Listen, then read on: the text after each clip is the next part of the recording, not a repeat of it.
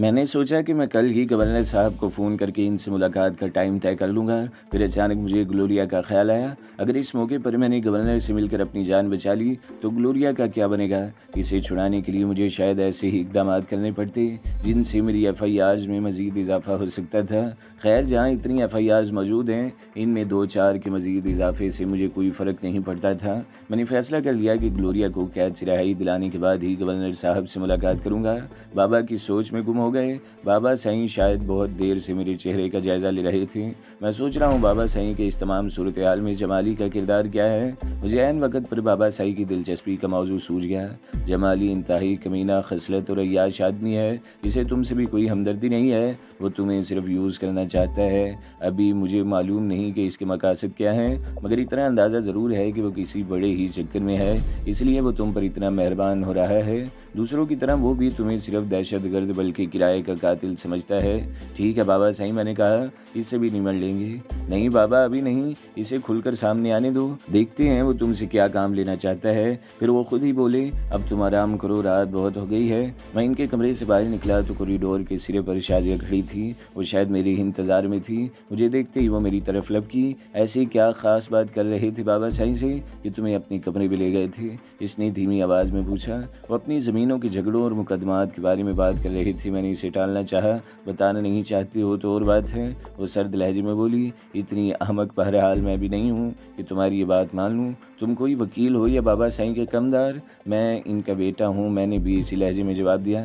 کوئی باپ اپنے بیٹے سے ہی ذاتی معاملات پر ڈسکس کر سکتا ہے۔ اس نے جواب میں کچھ کہنا چاہا، مگر اسی وقت مین گیٹ پر کوئی گاڑی آ کر رکی۔ تیمور اور نذیر شاید واپس آ گئے تھے۔ تم اپنے کمرے میں جاؤ، میں نے اس سے کہا اور برآمدے کی طرف بڑھ گیا۔ اپنی عادت کے مطابق میں برآمدے میں ایک ستون کی آڑ لے کر کھڑا ہو گیا کہ آنے والے اگر دشمن ہو تو مجھے نشانہ نہ بنا سکیں۔ برسوں سے خطرات میں گرے رہنے کے باعث میں غیر شعوری طور پر محتاط ہو گیا تھا۔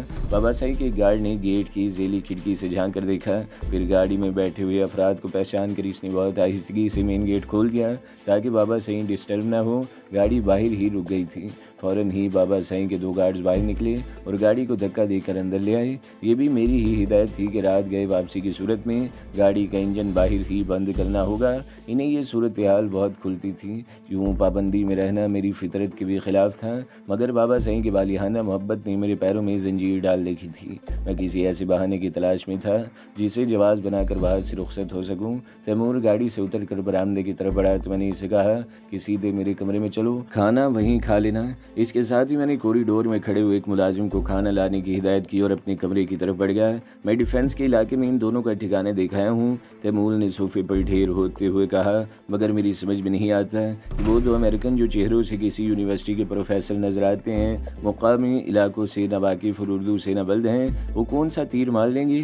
لوگوں کو پہچاننے کا تھوڑا بہت تجربہ مجھے بھی ہے۔ جب پیٹر جیسا گھاگ اور خطرناک شخص ہمارا کچھ نہیں بگاڑ سکا تو وہ کیا کر لیں گے؟ اس وقت تم کھوپڑی سے نہیں بلکہ معدے سے سوچ رہے ہو، کیونکہ تم نے ہوس میں ضرورت سے کچھ زیادہ ہی کھا لیا ہے۔ کیا گلوریا جیسی معصوم صورت حسین اور نرم و نازک لڑکی کو دیکھ کر اندازہ ہوتا ہے کہ وہ کتنے خوفناک ہے، کتنی ذہین بلکہ مکار ہے اور بڑے بڑے سرماؤں کو زمین چٹا سکتی ہے؟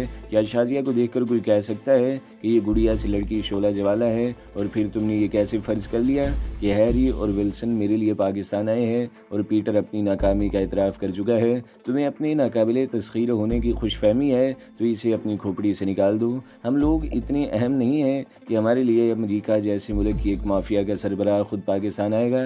یہ کام تو یہیں کا کوئی سڑک چھاپ اور 3 درجے کا بدمعاش بھی کر سکتا ہے۔ ہم صرف اس لیے زندہ ہیں کہ ابھی ہمارا وقت پورا نہیں ہوا۔ نانا جی کہتے تھے، کامی پتر، جب تک انسان کے سانس پورے نہ ہو جائیں اسے دنیا کی کوئی طاقت نہیں مار سکتی۔ بس ابھی تک ہمارے سانس پورے نہیں ہوئے ہیں۔ اتنے تلک کیوں ہو رہے ہو؟ تیمور ہنس کر بولا۔ میں نے کبھی یہ دعویٰ کیا ہے کہ ہم سپرمین ہیں؟ میں نے تو صرف ایک امکان کا اظہار کیا ہے، وہ بھی نظیرے کے آدمی کی اطلاع پر کہ ہیری اور ولسن کی فہرست میں ہم بھی شامل ہیں۔ یہ ایسا ہی ہے کہ کسی ادارے کا سربراہ کسی ضروری میٹنگ میں جاتے ہوئے وقت بچانے کے لیے راستے میں پڑنے والے اپنے بینک سے کوئی چیک بھی کیش کرا لیں حالانکہ یہ کام اس کا ہے نہیں، میں نے طنزیہ لہجے میں کہا۔ امریکہ سپر پاور ہے تیمور میاں، تیسری دنیا کی حکومتوں کے سربراہ ان کے نزدیک کیڑے مکوڑے سے زیادہ حیثیت نہیں رکھتے، پھر ہم جیسے بے وسیلہ اور حقیر لوگوں کی کیا حیثیت ہے؟ تیمور نے چونک کر مجھے دیکھا، پھر سنجیدہ ہو کر بولا، کیا بات ہے کامران، اتنے ڈپریس کیوں ہو؟ میں نے پہلے تو تمہیں ایسی مایوسی کی باتیں کرتے نہیں دیکھا، انسان کو حقیقت پسند ہونا چاہیے، میں نے جواب دیا۔ مجھے غصہ تو تمہاری اس خوش فہمی پر آ رہا تھا کہ ہیری اور ولسن ہمارے لیے پاکستان آئے ہیں۔ چلو چھوڑو اس بات کو، تیمور نے کہا، اب یہ بتاؤ کہ پروگرام کیا ہے؟ پھر وہ کچھ توقف کے بعد بولا، یار یہاں سے کہیں اور منتقل نہیں ہو سکتے ہم لوگ، یہاں رہ کر تو ہم آزادی سے کچھ بھی نہیں کر پائیں گے۔ میں خود بھی یہی سوچ رہا ہوں کہ کل بابا صاحب کو کسی طرح راضی کروں گا کہ ہمیں یہاں سے جانے دیں۔ ان کا پولٹری فارم اس وقت ہمارے لیے آئیڈیل جگہ ہے، وہی پولٹری فارم جہاں، ہاں میں نے اس کی بات کر دی، ناصر وہیں قتل ہوا تھا۔ ممکن ہے وہاں اب بھی پولٹری فارمنگ ہو رہی ہو، مگر میرا اندازہ ہے کہ ناصر کی موت کے بعد بابا صاحب نے ادھر کا رخ بھی نہیں کیا ہوگا۔ اگر وہ ویران بھی ہوا تو میں بابا صاحب سے کہہ کر وہاں دوبارہ پولٹری فارمنگ شروع کر دوں گا تاکہ کسی کو شبہ نہ ہو، وہاں رہ کر ہم اپنا کام آزادی سے کر سکیں گے۔ اور میں نے فیصلہ کر لیا ہے کہ اب میں صحیح معنوں میں دہشت گرد بن کر دکھاؤں گا۔ دہشت گردی کا الزام ہے تو پھر دہشت گردی کیوں نہ بنا جائے؟ ملک کے تحفظ کی خاطر کبھی کبھی قانون کو ہاتھ میں لینا بھی ضروری ہوتا ہے۔ ملک دشمنوں کو اب میں بھی اینٹ کا جواب پتھر سے نہیں بلکہ انہی کی بنائی ہوئی رائفل یوزی سے دوں گا۔ تم نے بہت دن بعد ایک اچھا فیصلہ کیا ہے، ابھی تک تمہاری وجہ سے تو میں بھی ان لوگوں کو ڈیل دیتا رہا ہوں، اب دشمن کا جو آدمی بھی ہاتھ لگے گا وہ زندہ نہیں رہے گا، تیمور نے پرجوش لہجے میں کہا۔ آج مجھے نیند بھی پرسکون آئے گی۔ تیمور اٹھ کھڑا ہوا۔ ہاں وہ نذیر کہاں ہے؟ میں نے پوچھا۔ نذیر اپنی ٹھکانے کی طرف چلا گیا تھا، مگر ہمارے آدمی ڈیفینس کے اس بنگلے کی نگرانی کر رہے ہیں جہاں ہیری اور ولسن مقیم ہیں۔ وہ دروازے کی طرف بڑھتا ہوا بولا، ٹھیک ہے تم آرام کرو، تم بھی اب سو جاؤ ورنہ خواہ مخواہ ڈپریس ہوتے رہو گے۔ یہ کہہ کر تیمور چلا گیا۔ بابا صاحب وہ آج کل پولٹری فارم کی دیکھ بھال کون کر رہا ہے؟ میں نے ڈرتے ڈرتے پوچھا۔ بابا صاحب نے چونک کر مجھے دیکھا، کیوں تمہیں اس کا خیال کیسے آ گیا؟ پھر وہ افسردہ ہو کر بولے، وہ تو ناصر نے اپنی مصروفیت کا ایک بہانہ نکالا تھا، وہ تو آج کل ویران پڑا ہے، وہاں تو شاید کوئی چوکیدار بھی نہیں ہے۔ وہاں میں نے ایک چوکیدار رکھا ہوا ہے سائیں، علی مراد نے جلدی سے کہا۔ بابا صاحب میں چاہتا ہوں کہ اس پولٹری فارم کو پھر سے شروع کر دوں، میں نے جھجکتے ہوئے کہا۔ صاف کیوں نہیں کہتا کہ تو یہاں سے جانا چاہتا ہے؟ بابا صاحب نے مجھے گھورتے ہوئے کہا، وہاں رہ کر تو اپنی منمانی کر سکے گا نا، مگر کامران بیٹا تو یہ سب کچھ چھوڑ کیوں نہیں دیتا؟ میں ناصر کے بعد اب تجھے بھی کھونا نہیں چاہتا، میں کوشش کر رہا ہوں کہ تجھ پر بنے ہوئے تمام کیس ختم ہو جائے اور تو بابا صاحب آپ کو اندازہ نہیں ہے کہ دشمن ہم پر کس طریقے سے وار کر رہا ہے۔ میں اپنے گھر کو چلتا ہوا دیکھتا رہوں، دشمنوں کو منمانی کرنے دوں، چوڑیاں پہن کر بیٹھ جاؤں اور کہوں کہ آؤ میری ماں کی چادر اتار کر تار تار کر دو؟ یہ زمین بھی تو میری ماں ہے بابا صاحب، اس کا بھی تو مجھ پر حق ہے۔ جب ہم زمین کے ایک معمولی سے ٹکڑے کے لیے اپنے ہی لوگوں کو خاک و خون میں لوٹا دیتے ہیں تو ملک کی زمین کے لیے ایسا کیوں نہیں کر سکتے؟ یہ ملک ہے تو ہم ہیں، خدا نہ خواستہ یہی نہ رہا تو ہم کہاں ہوں گے؟ میں نے زندگی میں پہلی دفعہ بابا صاحب سے اس لہجے میں بات کی تھی اور غصے میں کھڑا ہو گیا۔ بابا صاحب چند لمحے تک مجھے گھورتی ہوئی نظروں سے دیکھتے رہے۔ تیمور اور شازیہ بھی سہمے ہوئے انداز میں بابا صاحب کو دیکھ رہے تھے۔ علی مراد ان کا منہ چڑھا ملازم اور سیاہ و سفید کا ذمہ دار تھا، مگر اس کی بھی اتنی جرت نہیں تھی کہ وہ بابا صاحب سے اس لہجے اور اتنی اونچی آواز میں بات کر سکے۔ وہ بھی ہراساں ہو کر بابا صاحب کو دیکھ رہا تھا اور شاید ان کے حکم کا منتظر تھا۔ وہ میرا بے پناہ احترام کرتا تھا، مگر بابا صاحب کے محض ایک اشارے پر مجھے گولیوں سے چھلنی بھی کر سکتا تھا۔ بابا صاحب مجھے گھورتے ہوئے کھڑے ہو گئے، ان کے تیور خطرناک تھے۔ ان کے اٹھتے ہی تیمور اور شازیہ بھی اپنی جگہ سے کھڑے ہو گئے۔ میں نے دیکھا کہ تیمور کا ہاتھ سرعت سے اپنی جیب میں چلا گیا۔ میں جانتا تھا کہ اب تیمور کی گرفت ریوالور پر ہوگی، اس کی یہ حرکت علی مراد نے بھی نوٹ کر لی تھی۔ وہ تیزی سے تیمور کی پشت پر پہنچ گیا۔ بابا صاحب آہستہ آہستہ میری طرف بڑھے اور اچانک مجھے گلے سے لگاتے ہوئے بولے، کامران بیٹا تو صحیح معنوں میں ملک کا ہمدرد ہے، تو نے تو میری آنکھیں ہی کھول دی ہیں۔ تیری یہ بات میرے دل کو لگی ہے کہ زمین کے چھوٹے چھوٹے ٹکڑوں کے لیے ہم بے دریغ اپنوں کا خون بہا دیتے ہیں، مگر اس زمین کے لیے سوچنا بھی گوارا نہیں کرتے جو ہماری شناخت ہے۔ آج سے میں بھی اس جنگ میں تیرے ساتھ ہوں۔ بابا صاحب آپ دیدہ ہو گئے، میری آنکھوں سے بھی آنسو بہنے لگے۔ تیمور اور شازیہ کی آنکھیں بھی نم ہو گئیں اور چہروں کا تناؤ ختم ہو گیا۔ علی مراد تو زاروں قطار رو رہا تھا۔ علی مراد، بابا صاحب نے آنسو پہنچتے ہوئے کہا، پولٹری فارم پر ضروری سامان آج ہی پہنچ جانا چاہیے۔ حاضر سائیں، علی مراد نے گلوگیر لہجے میں کہا، آج شام تک وہاں سب کچھ پہنچ جائے گا۔ اور ہاں میں ابھی تھوڑی دیر بعد گوڑ جا رہا ہوں، واپسی میں 3-4 دن لگ جائیں گے۔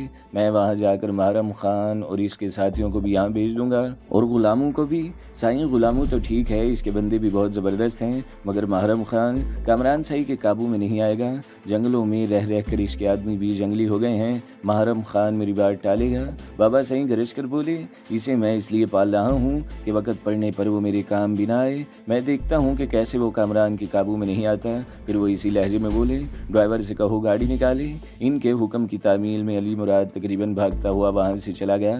کامران بیٹا، بابا صحیح مجھ سے مخاطب ہوئے تو ان کا لہجہ کسی حد تک نرم ہو چکا تھا۔ وہ حرامزادہ محرم خان اگر ذرا بھی گڑبڑ کرے تو میری طرف سے اس کے ہاتھ پیر توڑنے کی اجازت ہے۔ پھر وہ مسکرا کر بولے، میں جانتا ہوں کہ محرم خان پیشہ ور ڈاکو ہے اور کافی سرکش بھی ہے۔ وہ کسی گینڈے کی طرح مضبوط ہے اور صرف میرے ہی قابو میں آتا ہے۔ اس کے ساتھی بھی اتنے ہی خطرناک ہیں، مگر میں یہ بھی اچھی طرح جانتا ہوں کہ تو اس کی ہڈی پسلی توڑ سکتا ہے۔ مگر بابا صحیح اس بکھیڑے کی ضرورت ہی کیا ہے؟ میرے پاس آدمیوں کی کمی تو نہیں ہے۔ پھر تو یہ بات نہیں سمجھے گا؟ بابا صحیح سنجیدہ ہو گئے۔ چند سال پہلے محرم خان میرا باڈی گارڈ تھا۔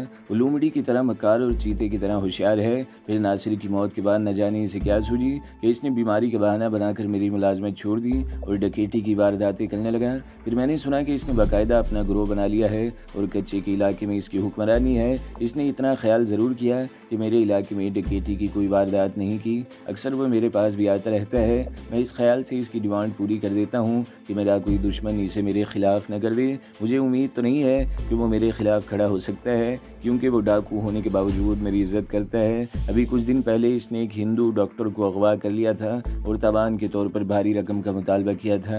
ڈاکٹر کے لواحقین روتے دھوتے میرے پاس آئے۔ میں نے محرم خان سے بات کی تو اس نے صاف صاف کہہ دیا کہ سائیں واردات میں نے آپ کے علاقے میں نہیں کی ہے۔ آپ کے کہنے سے میں اتنا ضرور کر سکتا ہوں کہ تاوان کی رقم کچھ کم کر دوں۔ یہ پہلا موقع تھا جب اس نے میری حکم عدولی کی تھی۔ شاید وہ سمجھتا ہے کہ میں اب بوڑھا ہو گیا ہوں اور جاگیر کا انتظام سنبھالنے کے لیے مجھے اس کی ضرورت پڑے گی۔ پورے گوٹ میں ایسا کوئی آدمی نہیں ہے جو محرم خان کے سامنے ٹک سکے، مگر اس طرح تو آپ کے لیے مسائل بڑھ جائیں گے۔ محرم خان اگر میرے ہاتھ مارا گیا تو اس کے ساتھی ہمارے لیے خواہ درد سر بن جائیں گے۔ میں نے کہا، تم شہر میں پلے بڑے ہو؟ بابا صحیح مسکرا کر بولے، سندھیوں کی فطرت کو سمجھتے نہیں ہو؟ ڈاکوؤں کا تو خاص طور پر یہ اصول ہوتا ہے، اگر ان کا سردار دو بدو کسی سے مقابلے میں شکست کھا جائے تو وہ پھر اسے سردار تسلیم نہیں کرتے۔ ویسے بھی وہ سب میرے ہی گوٹ کے لوگ ہیں۔ ایک دفعہ محرم خان تمہارے قابو میں آ گیا تو ان میں سے کوئی تمہارے سامنے سر نہیں اٹھا سکے گا۔ پھر وہ کچھ توقف کے بعد بولے، یوں سمجھو کہ میں اس بہانے محرم خان کو سزا دینا چاہتا ہوں،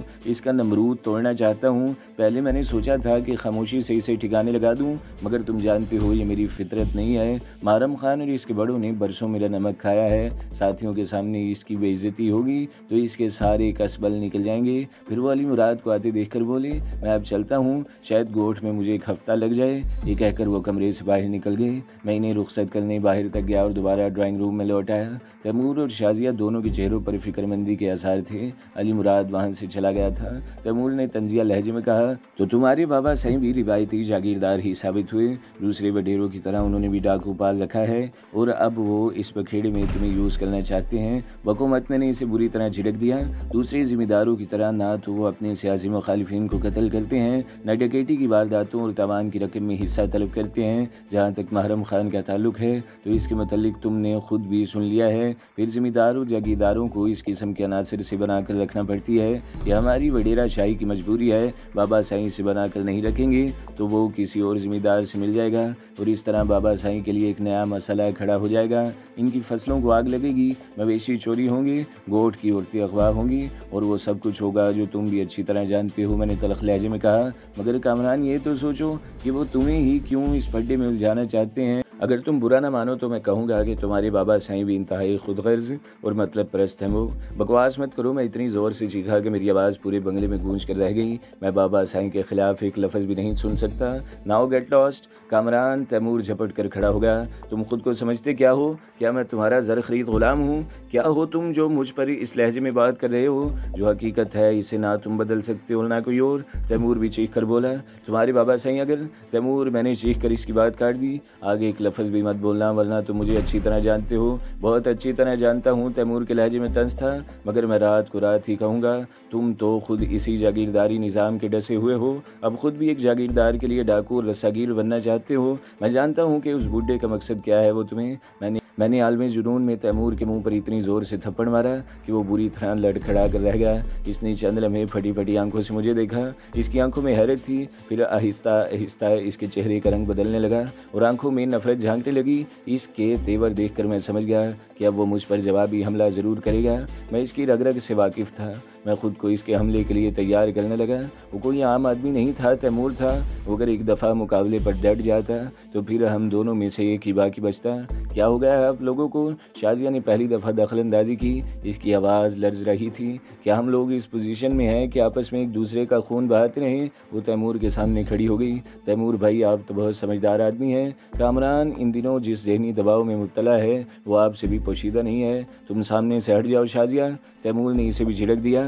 یہ خود کو میرا دوست کہتا ہے اور میرے ساتھ ایسا سلوک بھی کرتا ہے۔ میری آنکھوں میں بھی مروت ہے، ورنہ یہ بھی جانتا ہے کہ تیمور پر ہاتھ اٹھانے والا زیادہ دیر اپنے پیروں پر کھڑا نہیں رہتا۔ میں اس تھپڑ کا بدلہ ضرور لوں گا، میں آپ کو ایسا نہیں کرنے دوں گی۔ شازیہ نے اس کا ہاتھ پکڑ لیا۔ تیمور نے جھٹکا دے کر شازیہ کو سامنے سے ہٹا دیا۔ ہٹ جاؤ میرے راستے سے، ورنہ خواہ ہمارے درمیان پس کر رہ جاؤ گی۔ ہماری چیخ پکار سن کر علی مراد بھی وہاں گیا تھا اور گھر کے دوسرے ملازم بھی۔ علی مراد نے ڈانٹ کر ان سب کو باہر نکال دیا۔ میں تیمور کو تھپڑ مار کے خود بھی شرمندہ تھا۔ غصے اور جنون کی عمر گزر چکی تھی، اس لیے میں بھی خاموش کھڑا تھا، ورنہ اسے اتنی باتیں کرنے کا موقع ہی نہ دیتا۔ شازیہ تیمور کے جھٹکے سے دیوار سے ٹکرائی، پھر اچھل کر اس کے سامنے کھڑی ہو گئی اور سرد لہجے میں بولی، کامران پر حملہ کرنے سے پہلے آپ کو مجھے راستے سے ہٹانا پڑے گا۔ میں اچھی طرح جانتا تھا کہ تیمور غصے میں پاگل ہو جاتا ہے، وہ شازیہ کو بھی راستے سے ہٹا دیتا۔ ہٹ جاؤ شازیہ، مجھے ایک مرتبہ پھر غصہ آ گیا، اسے اپنا ارمان نکال لینے دو۔ میں نہیں ہٹوں گی، شازیہ نے فیصلہ کن انداز میں کہا۔